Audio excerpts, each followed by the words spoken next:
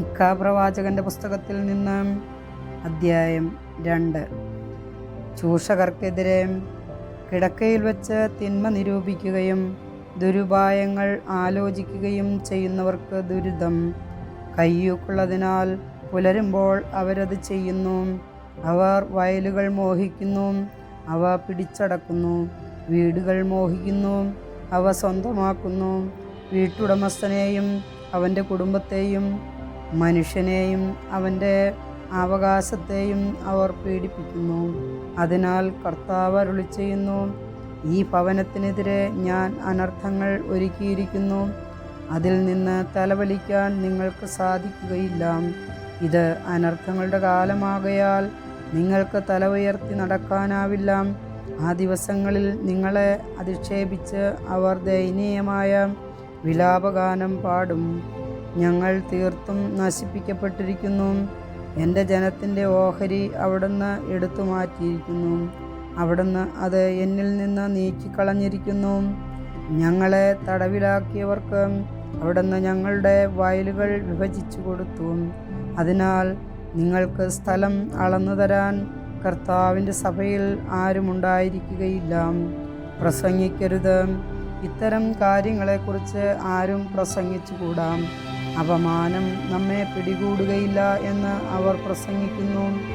യാക്കോബ് ഭവനമേ, ഇങ്ങനെ പറയണമായിരുന്നു, കർത്താവിന് ക്ഷമയറ്റോ.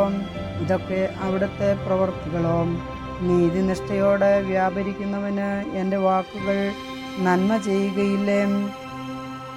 എന്നാൽ നീ എൻ്റെ ജനത്തിനെതിരെ ഒരു ശത്രുവിനെ പോലെ വരുന്നു. യുദ്ധഭീതിയില്ലാതെ നിർഭയരായി കടന്നു പോകുന്ന സമാധാനപ്രിയരിൽ നിന്ന് നീ മേലങ്കി ഉരിഞ്ഞെടുക്കുന്നു. നിങ്ങൾ എൻ്റെ ജനത്തിലെ സ്ത്രീകളെ അവരുടെ മനോഹരമായ ഭവനങ്ങളിൽ നിന്ന് ആട്ടിയോടിക്കുന്നു. അവരുടെ ശിശുക്കളിൽ നിന്ന് എൻ്റെ മഹത്വം എന്നേക്കുമായി നിങ്ങൾ അപഹരിക്കുന്നു. നിങ്ങൾ ഇവിടം വിട്ടുപോകുവിൻ. വിശ്രമയോഗ്യമായ സ്ഥലമല്ല ഇത്. ഇവിടം അശുദ്ധമാണ്. ഇത് നിങ്ങളെ നശിപ്പിക്കും, സമൂലം നശിപ്പിക്കും. വീഞ്ഞിനെയും വീര്യമുള്ള പാനീയങ്ങളെയും കുറിച്ച് ഞാൻ പ്രസംഗിക്കും എന്ന് ആരെങ്കിലും പൊങ്ങച്ചം പറഞ്ഞാൽ അവനായിരിക്കും ഈ ജനത്തിന് ചേർന്ന പ്രസംഗകൻ. യാക്കോബേ, ഞാൻ നിങ്ങളെ എല്ലാവരെയും ഒരുമിച്ച് കൂട്ടും. ഇസ്രായേലിൽ അവശേഷിച്ച എല്ലാവരെയും ഞാൻ ശേഖരിക്കും.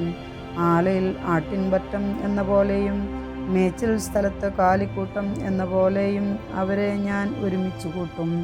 ശബ്ദമുഖരിതമായ സമൂഹമായിരിക്കും അത്. മതിലിൽ പഴുതുണ്ടാക്കുന്നവർ അവർക്ക് മുൻപേ പോകും. അവർ കവാടം തകർത്ത് പുറത്തു കടക്കും. അവരുടെ രാജാവ് അവർക്ക് മുൻപേ നടക്കും. കർത്താവ് അവരെ നയിക്കും. കർത്താവിൻ്റെ വചനം.